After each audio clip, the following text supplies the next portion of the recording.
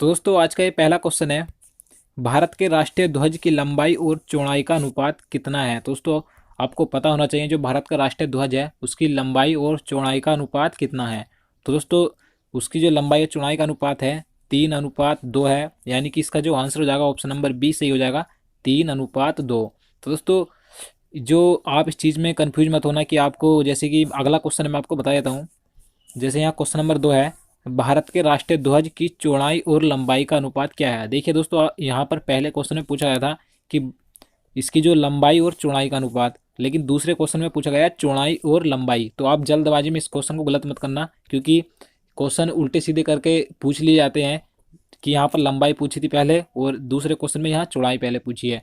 तो लंबाई लंबाई चौड़ाई थी 3:2, लेकिन यहाँ पर चौड़ाई लंबाई पूछी है तो कितनी हो जाएगी 2:3, यानी कि चौड़ाई कम है और लंबाई ज़्यादा है तो पहले चौड़ाई आएगी, तो चौड़ाई 2:3 लंबाई हो जाएगी। तो आप इस चीज़ को याद रखिए। नेक्स्ट क्वेश्चन देखते हैं।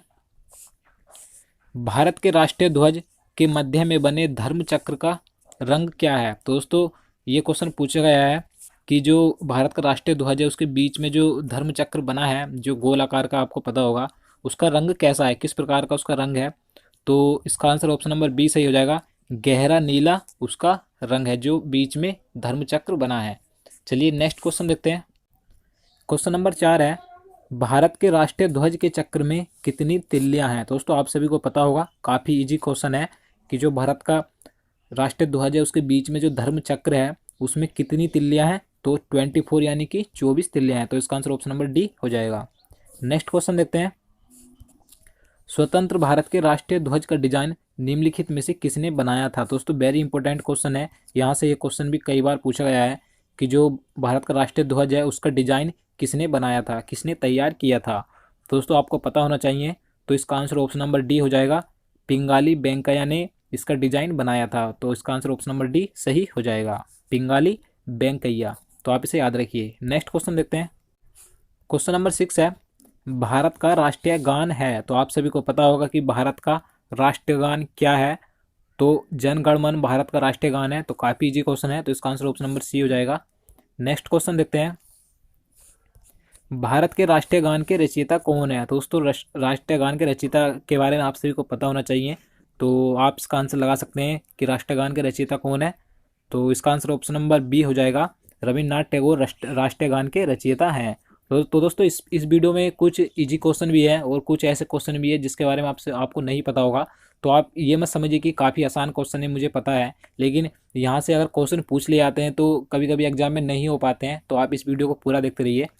तो अगला क्वेश्चन है, राष्ट्रीय गान जन गण मन सर्वप्रथम कब और कहाँ गाया गया था। तो दोस्तों वेरी इंपॉर्टेंट क्वेश्चन है ये। इसमें पूछा गया है कि जो राष्ट्रीय गान है सर्वप्रथम कब और कहाँ पर गाया गया था। तो ये पूछा गया है। तो इसका आंसर ऑप्शन नंबर ए हो जाएगा, 1911 में सर्वप्रथम कलकत्ता में राष्ट्रीय गान गाया गया था। तो आप इसे याद रखिए, 1911 ईस्वी में कलकत्ता में ये गाया गया था। तो वेरी इंपॉर्टेंट है ये। अगला क्वेश्चन देखते हैं। क्वेश्चन नंबर 9 है, भारत के राष्ट्रीय गान जन गण मन को संपूर्ण रूप में गाने में कितना समय लगता है। दोस्तों आपको पता होना चाहिए कि जो भारत का राष्ट्रीय गान है जन गण मन, उसे संपूर्ण रूप में गाने में कितना समय लगता है। तो 52 सेकंड का समय लगता है। तो इसका आंसर ऑप्शन नंबर बी हो जाएगा, 52 सेकंड। अगला क्वेश्चन देखते हैं। भारत का राष्ट्रीय गीत क्या है। तो आप सभी को पता होगा भारत का राष्ट्रीय गीत क्या है, वंदे मातरम भारत का राष्ट्रीय गीत है। तो इसका आंसर ऑप्शन नंबर सी हो जाएगा, वंदे मातरम। क्वेश्चन नंबर 11 है, भारत के राष्ट्रीय गीत के रचयिता कौन है। दोस्तों जैसे कि मैंने आपको पहले बताया कि भारत के राष्ट्रीय गान के रचयिता कौन है, तो बंकिम चंद्र सॉरी रविन्द्रनाथ टैगोर राष्ट्रीय गान के रचयिता हैं। लेकिन यहाँ पर पूछा गया है राष्ट्रीय गीत के रचयिता कौन है। तो राष्ट्रीय गीत के रचयिता कौन है, बंकिम चंद्र चटर्जी राष्ट्रीय गीत के रचयिता हैं। तो आप इसे याद रखिए, राष्ट्रीय गान के रचयिता रविन्द्रनाथ टैगोर और राष्ट्रीय गीत के रचयिता बंकिम चंद्र चटर्जी हैं। तो अगला क्वेश्चन देखते हैं। क्वेश्चन नंबर 12 है, भारत के राष्ट्रीय गीत के गायन की अवधि क्या है। तो दोस्तों जैसे मैंने आपको पहले बताया कि भारत के राष्ट्रीय गान की अवधि कितनी है, 52 सेकंड। लेकिन इस क्वेश्चन में पूछा गया है कि भारत के राष्ट्रीय गीत की अवधि क्या है गाने की, तो कितनी है, 65 सेकंड है, यानी कि 65 सेकंड है। तो इसका आंसर ऑप्शन नंबर सी हो जाएगा, 65 सेकंड। तो आप इसे याद रखिए। अगला क्वेश्चन देखते हैं। क्वेश्चन नंबर 13 है, भारत का राष्ट्रीय गीत वंदे मातरम सर्वप्रथम कब गाया गया था। दोस्तों इस क्वेश्चन में पूछा गया है कि भारत का राष्ट्रीय गीत सर्वप्रथम किस ईस्वी में गाया गया था। तो 1896 ईस्वी में गाया गया था सर्वप्रथम। तो इसका आंसर ऑप्शन नंबर बी हो जाएगा, 1896 ईस्वी में। अगला क्वेश्चन देखते हैं, भारत का राष्ट्रीय गीत वंदे मातरम किस ग्रंथ से संकलित है। तो दोस्तों वेरी इंपॉर्टेंट क्वेश्चन है ये। क्वेश्चन नंबर 14 है कि जो भारत का राष्ट्रीय गीत है वंदे मातरम, वह किस ग्रंथ से संकलित है। तो इसका आंसर ऑप्शन नंबर डी हो जाएगा, आनंद मठ में इसका संकलन किया गया है राष्ट्रीय गीत वंदे मातरम का। तो इसका आंसर ऑप्शन नंबर डी हो जाएगा, आनंद मठ।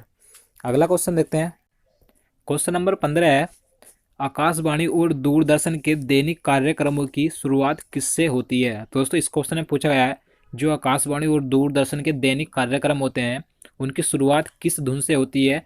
तो राष्ट्रीय गीत से शुरुआत होती है। तो इसका आंसर ऑप्शन नंबर बी हो जाएगा, राष्ट्रीय गीत। और राष्ट्रीय गीत क्या है हमारा, वंदे मातरम है। तो आपको पता होना चाहिए। और राष्ट्रीय गीत के रचयिता कौन है मैं आपको बता चुका हूँ। तो बंकिम चंद्र चटर्जी राष्ट्रीय गीत के रचयिता हैं। और राष्ट्रगान के रचयिता भी आप ध्यान रखिए, रविन्द्रनाथ टैगोर राष्ट्रीय गान के रचयिता हैं। तो नेक्स्ट क्वेश्चन देखते हैं, क्वेश्चन नंबर 16 है, सारनाथ स्थित राष्ट्रीय स्तंभ का कौन सा भाग राष्ट्रीय प्रतीक चिन्ह के रूप में लिया गया है। तो दोस्तों वेरी इंपॉर्टेंट क्वेश्चन है। जो सारनाथ में स्थित राष्ट्रीय स्तंभ है, जो भारत का राष्ट्रीय प्रतीक, वहाँ से लिया गया है अशोक की लाट। तो इस क्वेश्चन में पूछा गया है कि राष्ट्रीय प्रतीक के रूप में अशोक की लाट यानी कि सारनाथ स्तंभ का कौन सा भाग है। इस क्वेश्चन में ये पूछा गया है। तो सारनाथ स्तंभ का कौन सा भाग है, शीर्ष भाग है। यानी कि इसका जो आंसर हो जाएगा ऑप्शन नंबर ए हो जाएगा, शीर्ष भाग लिया गया है भारत के राष्ट्रीय प्रतीक चिन्ह के रूप में, जो कि अशोक की लाट है भारत का राष्ट्रीय चिन्ह। तो आपको याद रखना है। तो नेक्स्ट क्वेश्चन देखते हैं, भारत के राष्ट्रीय प्रतीक में निम्नलिखित में से कौन सा पशु दृष्टिगत नहीं है। तो दोस्तों इस क्वेश्चन में पूछा है कि जो भारत का राष्ट्रीय प्रतीक है उसमें से निम्न में से आपको बताना है कि कौन सा पशु दृष्टिगत नहीं है, यानी कि कौन सा पशु उसमें दिखाई नहीं देता राष्ट्रीय प्रतीक में।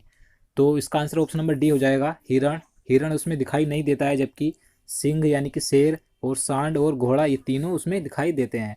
तो अगला क्वेश्चन देखते हैं, भारत के राष्ट्रीय प्रतीक चिन्ह में कितने शेर दिखाई देते हैं। तो दोस्तों इस क्वेश्चन में पूछा गया है, जो भारत का राष्ट्रीय प्रतीक चिन्ह है उसमें कितने शेर दिखाई देते हैं, यानी कि सिंह दिखाई देते हैं। तो 3 सिंह उसमें दिखाई देते हैं। तो इसका आंसर ऑप्शन नंबर सी हो जाएगा, 3।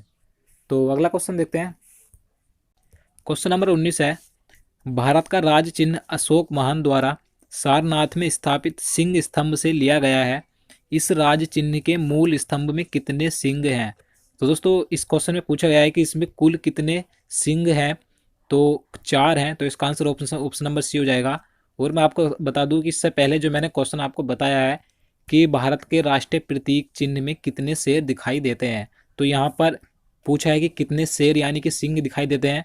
तो दिखाई देने की बात आती है तो 3 दिखाई देते हैं, लेकिन मूल रूप से कितने हैं स्तंभ में, 4 सिंह हैं, यानी कि 4 शेर हैं। तो आप इसे याद रखिए।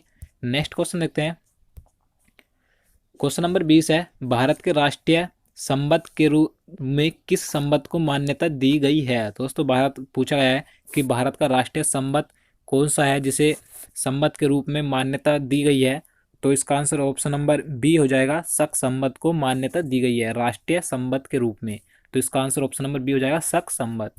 नेक्स्ट क्वेश्चन देखते हैं, क्वेश्चन नंबर 21 है, शक संबंध पर आधारित राष्ट्रीय पंचांग प्रथम मास होता है। तो दोस्तों इस क्वेश्चन में आपको बताना है कि शक संबंध पर आधारित जो राष्ट्रीय पंचांग है उसका प्रथम महीना कौन सा होता है। तो चैत्र का महीना होता है प्रथम। तो इसका आंसर ऑप्शन नंबर ए हो जाएगा, चैत्र। अगला क्वेश्चन है, शक संबंध पर आधारित राष्ट्रीय पंचांग का अंतिम मास होता है। तो दोस्तों इस क्वेश्चन में अब आपको अंतिम महीना बताना है कि शक संबंध पर जो आधारित राष्ट्रीय पंचांग है उसका अंतिम महीना कौन सा होता है। तो फाल्गुन अंतिम महीना होता है। तो इसका आंसर ऑप्शन नंबर डी हो जाएगा, और प्रथम चैत्र का होता है। तो आप इसे याद रखिए। अगला क्वेश्चन है, क्वेश्चन नंबर 23 है, भारत का राष्ट्रीय पशु क्या है। तो आप सभी को पता होगा, वेरी इजी क्वेश्चन है ये। तो भारत का राष्ट्रीय पशु क्या है, बाघ है, ना कि चीता। आप इस चीज़ को मत लगाइए। अगर आपको 4 ऑप्शन में चीता देता है और या सिंह देता है, जो राष्ट्रीय पशु है बाघ है। नेक्स्ट क्वेश्चन देखते हैं, बाघ से पूर्व भारत का राष्ट्रीय पशु क्या था। तो दोस्तों इस क्वेश्चन में पूछा गया था कि जो हमारा इस समय वर्तमान में राष्ट्रीय पशु है बाघ, उससे पहले भारत का राष्ट्रीय पशु क्या था। तो आपको पता होना चाहिए। तो उससे पहले जो हमारा राष्ट्रीय पशु था क्या था, सिंह था, यानी कि शेर। तो नेक्स्ट क्वेश्चन देखते हैं, क्वेश्चन नंबर 25 है, भारत का राष्ट्रीय पक्षी है तो आप सभी को पता होगा भारत का राष्ट्रीय पक्षी क्या है, मयूर यानी कि मोर है। तो इसका आंसर क्या हो जाएगा, ऑप्शन नंबर ए हो जाएगा मयूर। तो आज का लास्ट क्वेश्चन है 26, भारत का राष्ट्रीय आदर्श वाक्य क्या है। दोस्तों वेरी इंपॉर्टेंट क्वेश्चन है ये भी, कि भारत का जो राष्ट्रीय आदर्श वाक्य है क्या है। तो कई बार पूछा गया है ये क्वेश्चन भी, तो आपको पता होना चाहिए। तो सत्यमेव जयते भारत का राष्ट्रीय आदर्श वाक्य है। तो इसका आंसर क्या हो जाएगा, ऑप्शन नंबर ए हो जाएगा सत्यमेव जयते। तो दोस्तों यही थे जितने क्वेश्चन आज मैं आपके लिए लेकर आया था। उम्मीद करता हूँ आपको वीडियो पसंद आया होगा। तो दोस्तों अगर आप इसी तरह के और आगे वीडियो चाहते हैं तो हमारे चैनल को जरूर सब्सक्राइब करें, साथ ही में उसके साइड में जो बेल आइकन है उसे जरूर दबाएं। तो दोस्तों मिलते हैं नेक्स्ट वीडियो में, तब तक के लिए नमस्कार।